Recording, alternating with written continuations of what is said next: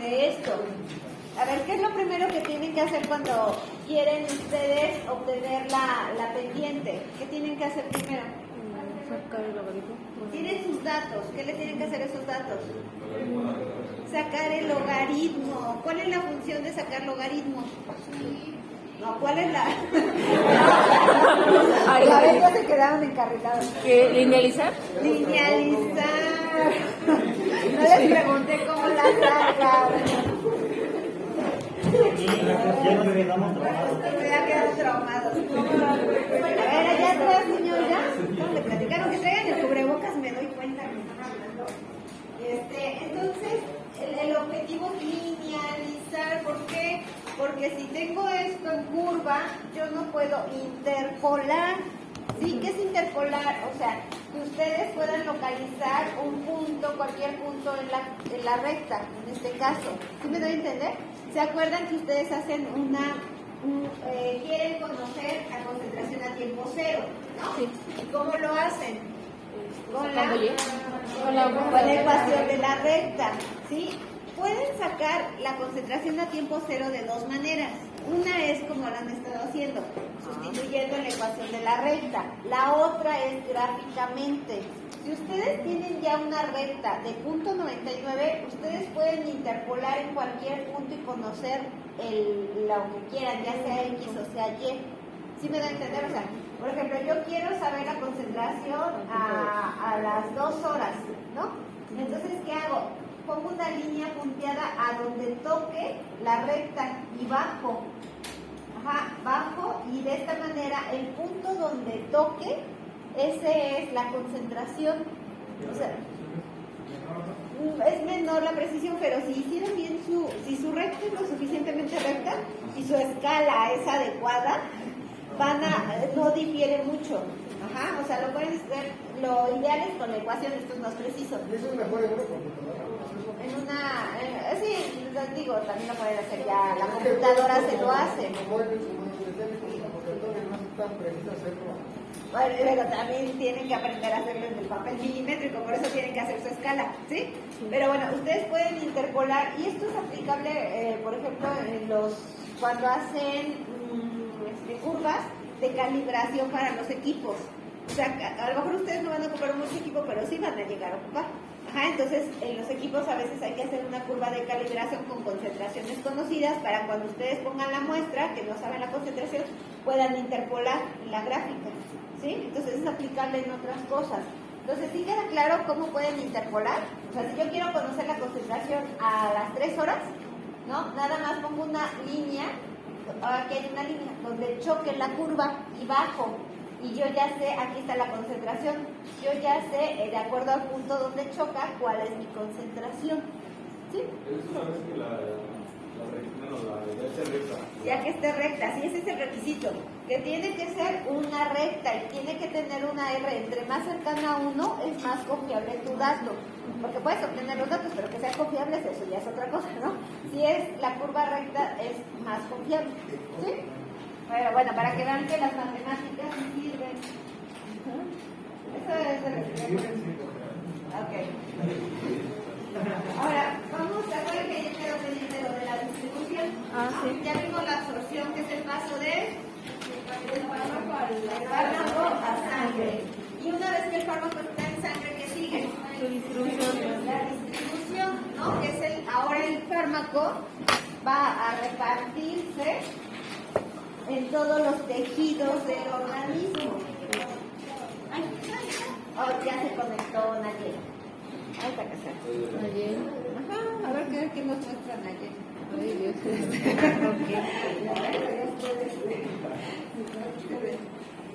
Bueno, ¿qué es la distribución de que Nayel se quiera desconectar?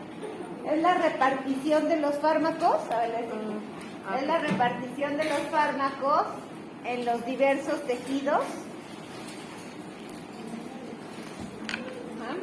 Los diversos tejidos del organismo. Es la repartición de los fármacos en los diversos tejidos del organismo después de que llegan a la circulación general.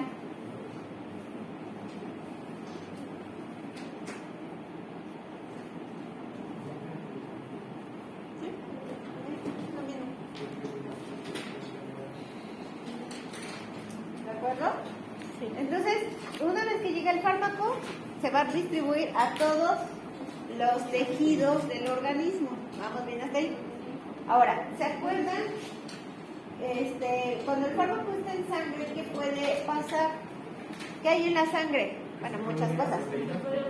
Exactamente, se puede unir a proteínas. ¿Se acuerdan que les decía que mientras el fármaco esté unido a proteínas es un fármaco inactivo? ¿Sí? Entonces, la unión a proteínas, como ahí dice, es un tipo reservorio. ¿Creen que sea mala la unión del fármaco a la proteína? Depende. Es como la función que hacen, no sé, bueno, pienso que como los métodos anticonceptivos que están con parches, que los van liberando poco a poco, entran un poquito. Ajá, o sea, algo así como dicen, o sea, ahí va a ir liberando de forma lenta, ¿no? Y va a depender, como también dicen, de qué tanta afinidad tiene el fármaco por la proteína. Si es mucha afinidad, entonces no se va a soltar tan rápido. Retrasa los procesos. Bueno, no, independientemente del daño renal, retrasa la eliminación. Por eso hay el fármaco, cuando la mayoría son sintéticos, cuando se diseña el fármaco se tiene que saber qué tanta unión tiene a proteínas. Si es muy afín, no es bueno, porque va a estar unida a proteínas cuando va a llegar a donde tiene que llegar. ¿No? Una anda dando vueltas ahí con su proteína y no entra. Ajá. No entra a la célula, ¿no? A donde tiene que ir, ya está en la sangre. Pero también las proteínas, ¿qué naturaleza tienen los fármacos para poder absorberse? Hidrofílicos. Lipofílicos. Ajá, son lipofílicos y la sangre es básicamente agua, ¿no? Entonces, los fármacos necesitan a las proteínas para distribuirse en la sangre, ¿sí? Son como sus vehículos, su transporte. ¿Sí? Porque si no tienen esa unión, tampoco sería bueno, porque el fármaco no se distribuye porque es de naturaleza lipofílica. ¿Sí? ¿Sí queda claro? Y aquí dice, o sea, generalmente la velocidad de distribución es de 15 a 20 minutos cuando es un fármaco vía oral, ¿no? No esperen que si se toman el medicamento ya les haga efecto realmente, ¿no? O sea, a la media hora, ay, no me hizo nada, no sirve, ¿no? Entonces, si quieren algo rápido, pues pónganse un intravenoso, ¿no? Si quieres un oral, tienen que darle chance al fármaco a que se distribuya, ¿no? Primero que se absorba, ¿no? Que pase por todo el tracto digestivo, que se absorba a sangre, que pase a sangre y que ahora se distribuya en los tejidos de aquí a que llega al tejido donde tienen el dolor de cabeza o el proceso inflamatorio, lo que sea. Entonces, aparte, luego el fármaco tiene que llegar y pegarse a su receptor y generar la respuesta. ¿Sí me da a entender? Entonces, tienen que darle un tiempo, ¿no? Para que pues, haga todo ese trabajo, ¿sí? Entonces, por lo general, los vía oral empiezan a hacer efecto como a los 20 minutos, más o menos, dependiendo de qué tipo de fármaco. ¿Me puedo poner? Ahora, ¿qué afecta la distribución? Pues va a depender del tamaño del órgano, ¿no? ¿Cuáles son los órganos más grandes? El hígado, corazón, pulmones y cerebro, ¿no?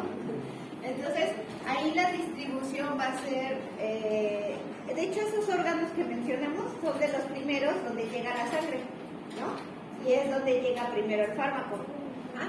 Entonces, bueno, va a afectar el tamaño del órgano, el flujo sanguíneo del órgano. ¿Se acuerdan que hicieron un problemita con el flujo sanguíneo del hígado?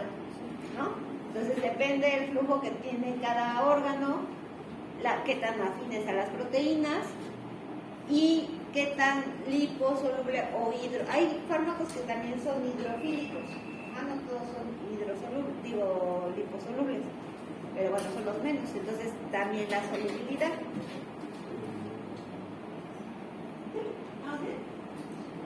No suena muy lógico.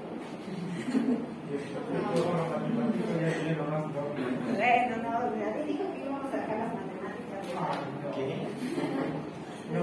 Después sigue posología, que es capítulo de 2 y todo esto. No crees que ya va a ser librado. ¿Cómo hacer? ¿Puedes hacer pozole? Vamos a hacer la práctica de posología, ¿no?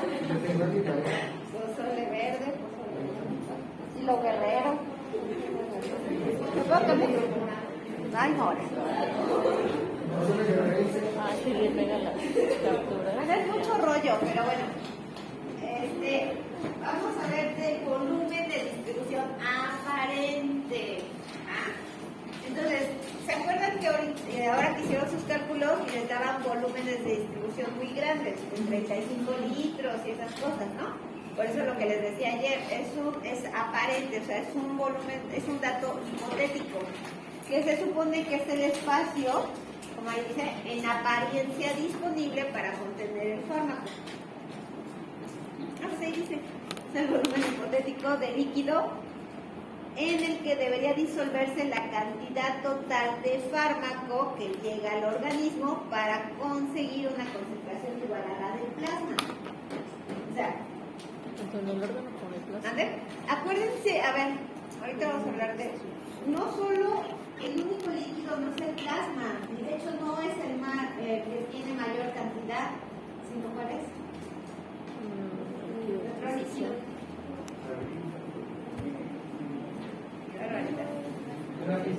Una pista. Tiene que ver con histología.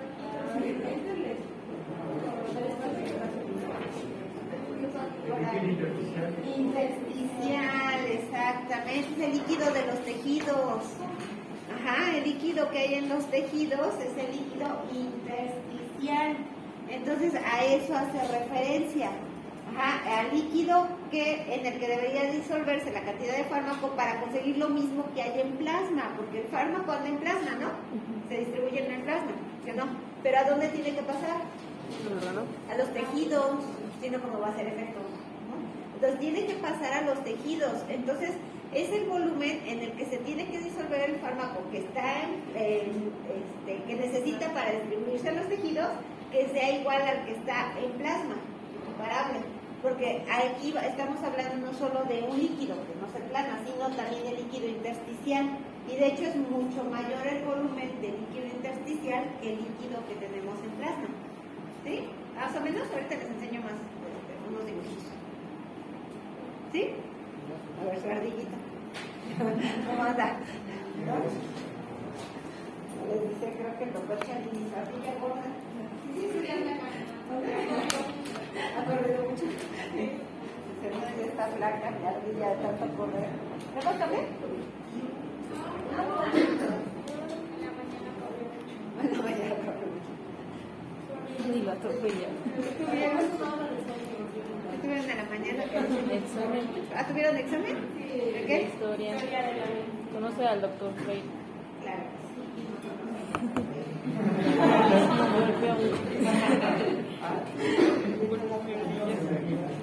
Golpeó la ardilla. Muy fuerte. Ya murió su ardilla. Murió.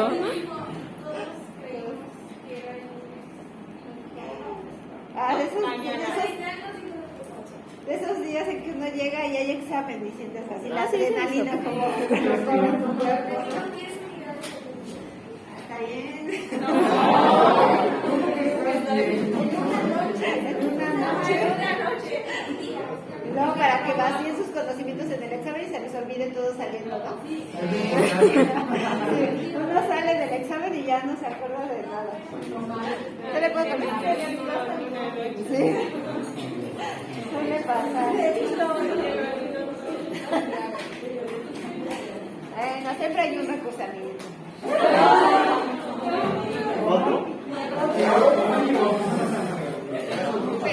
Siempre hay.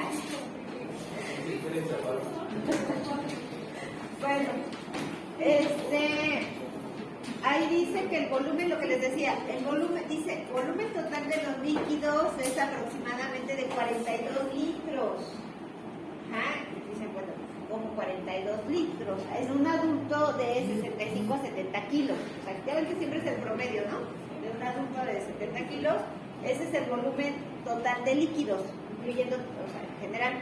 Y el volumen real en el que se distribuyen los fármacos depende de su acceso al plasma. Ahí el plasma son 3 litros, el líquido intersticial 2 litros y el líquido intracelular, perdón, les había dicho que el intersticial era mayor, no, es el intracelular. El intracelular es de 27 litros, o sea, el líquido dentro de las células, ¿no? Por tanto, ya en general, ese sería el líquido, el volumen total. Por eso les aparecen esas cantidades de 35 litros y demás, porque está considerando no solo el líquido del plasma, sino los líquidos generales, que son en promedio 42 litros. ¿De qué factores va a depender el volumen que tengamos de líquido? La edad, el sexo, peso, La cantidad de músculo y de grasa. sí, también la obesidad, ¿no? ¿Vale? Bueno, sí, porque atrae más la presión sanguínea, sí, claro. La función renal. Ya ven que cuando tienen daño renal, ¿qué pasa? Hay mayor retención de líquidos. ¿Y qué otros estados normales, no patológicos? ¿Nada más? Sí, ya se empieza a fijar. Ya no quiere trabajar. Queremos dormir, sí, yo también. Menos media hora para dormir. Pero ustedes tuvieron 2 hijos y un nuevo perro bebé. Sí, no digo eso. Eso dije cuando lo adopté, pero ahorita ya no digo eso. Sí, no, déjame que muerda. Parece zona de minada. O sea, se hace del baño, entonces Sí. no tiene control de esfínteres. Es un nuevo perrito. Sí, no es de Dios eso. ¿Ya le puedo comer? Antes de que siga desahogándome. Antes de que siga con mi desahogo. Ok. A ver, pregunta tipo examen. A ver, hablando de los volúmenes de distribución, ¿no? De que decíamos que los líquidos pueden variar de acuerdo a diferentes condiciones biológicas, ¿no? O patológicas. En el embarazo, ¿cómo creen que sea el volumen de distribución? Aumenta. ¿Ya? Sí. Exactamente, aumenta. ¿Por qué creen que les pongo esto? O sea, no va a ser igual si ustedes le den fármacos a una mujer embarazada que a una persona con edema, que a una persona con shock. Entonces, esos son factores que ustedes tienen que tomar en cuenta al momento de la medicación, ¿sí? Porque el volumen de distribución es importante para el efecto que va a tener el medicamento. Y entonces de ahí los efectos secundarios que pueda presentar su paciente. Entonces tienen que tener cuidado en ciertos casos, hablando desde ese sentido, de que si va a tener una mayor cantidad de líquidos, ¿no?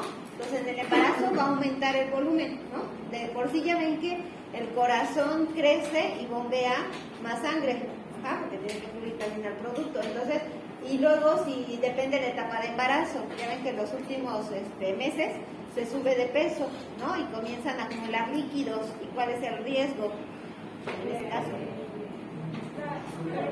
Sube la presión arterial, exacto, una preeclampsia, que vaya a tener su paciente. Entonces, bueno, todo eso hay que tomarlo en cuenta. En la deshidratación, bueno, ¿verdad? Disminuye. Entonces, en un paciente deshidratado, también acuérdense, tiene un menor volumen de distribución. Entonces, eso va a afectar a la dosificación que le den. ¿Okay? Bueno, ¿en la obesidad? Aumenta. ¿Seguros? Ay, a ver. Dijeron aumenta, te van con la pinta.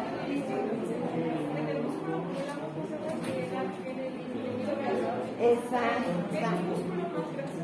Y si hay más grasa, menos agua. Entonces, en la obesidad disminuye el volumen de distribución. Dicen, aumenta, pues no está hinchado. O sea, si tiene obesidad es porque está tejido, hay cosas. Está hinchado.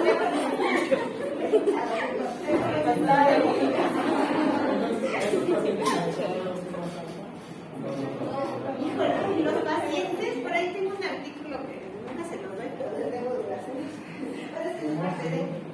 Que habla de la dosificación en pacientes obesos, porque si es, digo, no es cualquier cosa. Yo veo al doctor Nausarada y digo, ¿cómo le hace el doctor Nausarada? ¿No has visto aquí los mortales? O sea, ¿cómo le hace ahí? Porque ya ven que la dosificación es en base a qué? Al peso. Pero si una persona pesa 300 kilos, o sea, imagínense si hacen el cálculo, ¿qué cantidad de medicamento le tendría que dar? ¿No? O sea, sale por mucho por lo normal. Entonces, sí hay que tener cuidado con los pacientes con obesidad. Digo, depende del tipo de obesidad, eso ya es obesidad mórbida, ¿no? Entonces, ¿cómo tratarlos? Porque su volumen de distribución, o sea, sus líquidos son bajos, pero el peso es mayor, entonces hay que saber calcular para ver cómo le van a dar sin llegar a una intoxicación.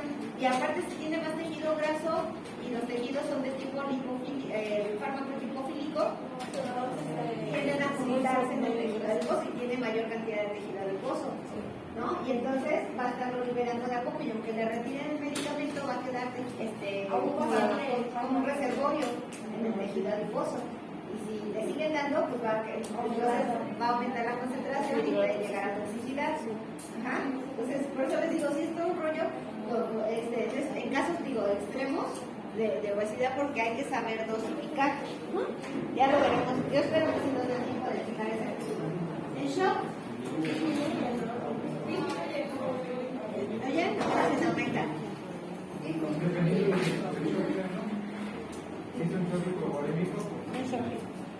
A ver, ¿qué dijeron?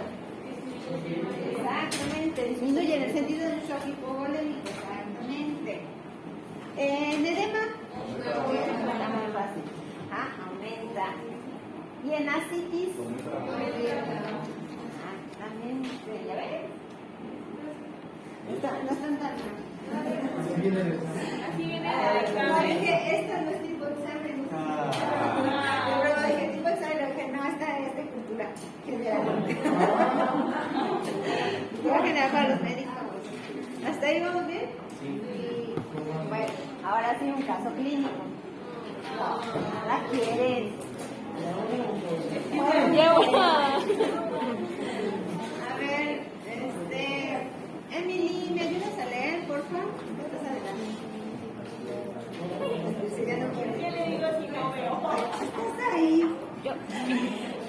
Mujer de 27 años diagnosticada de trastorno de la personalidad y cuyo tratamiento de base consistía carbamazepina de 400 miligramos al día de la vacina de 75 miligramos al día, lorazepam de 5 miligramos al día y lorazepam.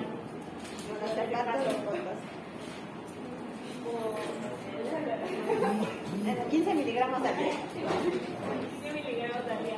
La paciente ingresó por intento de suicidio tras ingerir una cantidad indeterminada de carbamazepina. Cuando llegó a urgencias había bajado unas 5 horas aproximadamente desde la ingesta del fármaco. La paciente estaba consciente con un rasgo consciente, pupilas miriáticas con ligeras somnolencia y desorientación. Ok, ¿queda claro el contexto? Ajá. Entonces, miriasis es cuando están dilatadas. Sí, ¿no? dilatadas. Están dilatadas. Entonces, a ver, vean, esta paciente ya estaba diagnosticada con trastorno de personalidad, entonces ya tiene una enfermedad psiquiátrica. Y vean el tratamiento: carbamazepina, venlafaxina, lorazepam y clorazepam. O sea, estaba dopada ahí la pobre, pero ingresa por un intento de suicidio tras ingerir una cantidad indeterminada de carbamazepina. Ese es el riesgo siempre con los pacientes psiquiátricos, que los mismos medicamentos que les dan, ¿no?, para el trastorno, ellos lo pueden utilizar para intentos de suicidio, ¿sí? Ya fue el caso de esta paciente. Entonces, todavía llegó ella consciente y con una, o sea, a pesar, bueno, no dice aquí cuánto fue, pero llega todavía consciente, ¿va? ¿Me ayudas, Estefan? ¿Yo? La paciente fue trasladada a la unidad de cuidados intensivos para ser monitorizada y unas 3 horas después de su ingreso se inició hemoperfusión utilizando un cartucho de carbón activado, Adsorba 300C, Gambro, Echingel, con un flujo sanguíneo de 180 mililitros por minuto. Tras varios lavados gástricos con carbón activado, el nivel de carbamazepina en el suero fue de 31,2 microgramos por mililitro a las 5 horas de la ingesta del fármaco. El nivel de carbamazepina pre-hemoperfusión fue de 19,5 microgramos por mililitro. El nivel de carbamazepina post-hemoperfusión fue de 7,8 microgramos por mililitro y 8 horas más tarde 3,9 microgramos por mililitro. Ok, gracias. A ver, entonces, ¿cuál fue el tratamiento que le dieron en el hospital? Un lavado gástrico con carbón activado, que es para que evitar, ¿no?, que el fármaco que todavía está en el estómago no pase a sangre, que no se absorba, ¿no? Y ya el fármaco que está en sangre, ¿qué le hicieron? Una hemoperfusión. Ajá. Entonces, bueno, este caso lo saqué de un artículo donde estaban probando si la hemoperfusión era un tratamiento adecuado para este tipo de medicamentos. Ajá. Porque ya ven que les decía que a veces la hemodiálisis o la hemoperfusión luego no es adecuada para todos los fármacos. Ajá. Entonces aquí, ¿qué hicieron ellos? Vean lo que ella tenía después del lavado gástrico, cuánto tenía en suero. 31.2 microgramos por mililitro. Esa fue la cantidad que ellos ya pudieron cuantificar que tenía la paciente en sangre.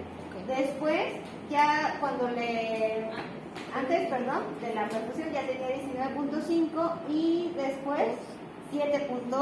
Entonces, ¿qué está demostrándoles ahí? Que sí disminuye, para no sabemos. Bueno, ahorita vemos. No es exactamente igual, no sé, no es el mismo procedimiento, no sé si difiere el equipo o algo, pero creo que no es exactamente lo mismo.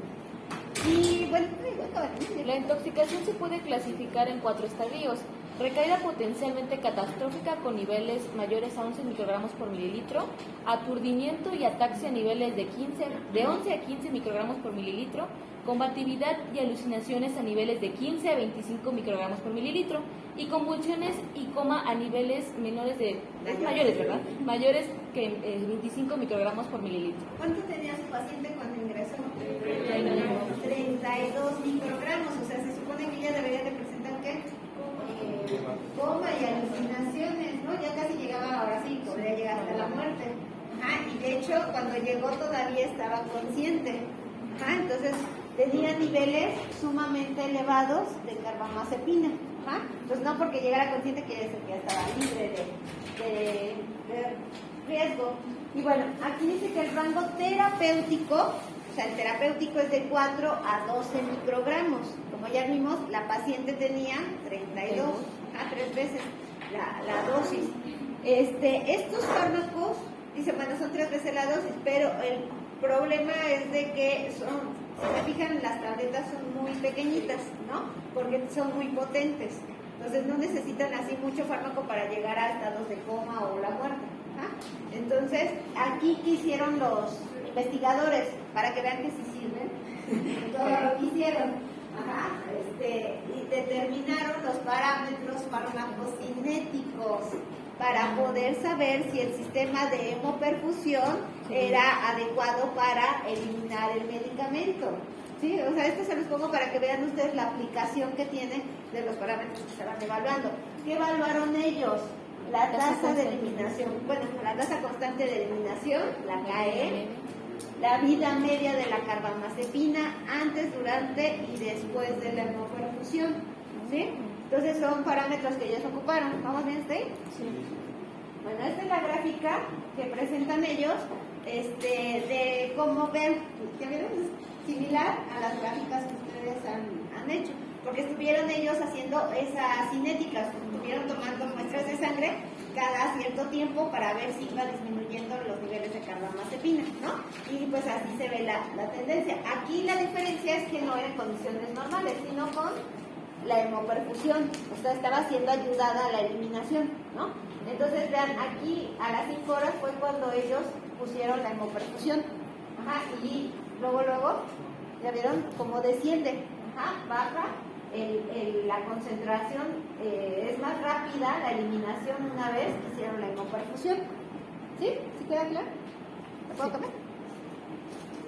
Y ahora, ellos ya tienen, esos son los datos que tenían de la tasa de eliminación constante antes, durante y después de la hemoperfusión.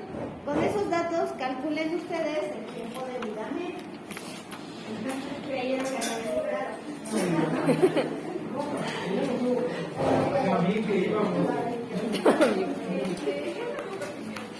Era lo que estaba hablando con José Antonio, que estábamos viendo si era igual que la hemodiálisis. O sea, ayudan a perfundir, a quitarle cosas, el fármaco de sangre, pero no sé si es exactamente como la hemodiálisis.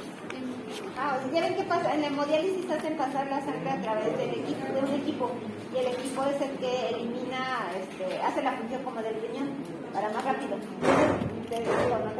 No sé si sea similar a la hemodiálisis o es con otro tipo de equipo, pero al final de cuentas está perfundiendo la sangre, te la saca y te la regresa. Pero ya limpiándola, por así decirlo. Como si fuera el riñón. Está muy fácil. Si ya tiene la tasa de eliminación constante, nada se sustituye en la comunista para sacar el tiempo de vida media. ¿Ya? Ya ven.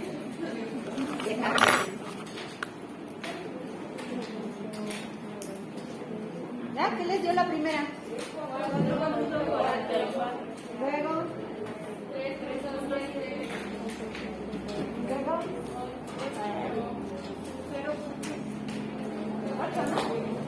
Nos da 8.05. A ver, ¿qué podemos decir ahí? Antes de la hemoperfusión, el tiempo de vida media del fármaco era de 4.4 horas. ¿Qué significa? 4.4. O sea, cada 4 horas o 4.4 se elimina el 50% del fármaco. Cuando hacen durante la hemoperfusión, se disminuye ese tiempo de vida media, ¿no? En lugar de tardarse 4.4 horas, ahora se tarda 3.7 horas. O sea, ¿qué significa? Que se está eliminando más rápido. Después de la hemoperfusión, bueno, como ya no está la hemoperfusión, el tiempo de vida media ya era de 8 horas. O sea, luego las últimas concentraciones tardan más tiempo en eliminarse, pero ahí ya no está siendo ayudado por el equipo, ¿no? Por el procedimiento. O sea, aquí por eso se ve aumentada el tiempo de vida media. Entonces aquí lo importante es esto, que en la hemoperfusión sí ayuda a disminuir los tiempos de vida media. ¿Sí? Y ya por último, ya para el...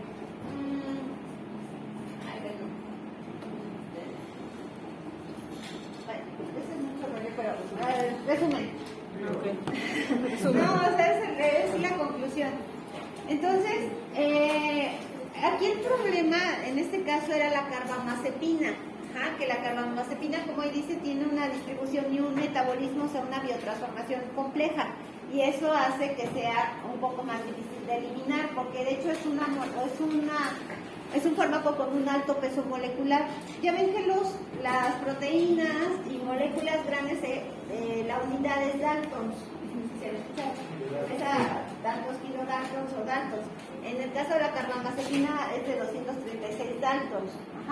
Y estos son los datos. Se absorbe lentamente del 70 al 95%. Y tiene fuerte unión a proteínas. ¿Ya vieron? El porcentaje de unión es de 80 a 85%.